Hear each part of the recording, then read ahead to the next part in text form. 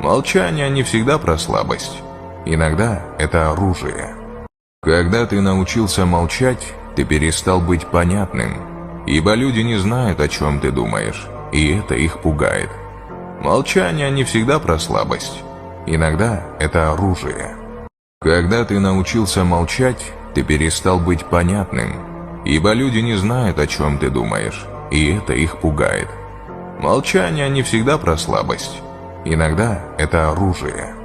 Когда ты научился молчать, ты перестал быть понятным, ибо люди не знают, о чем ты думаешь, и это их пугает.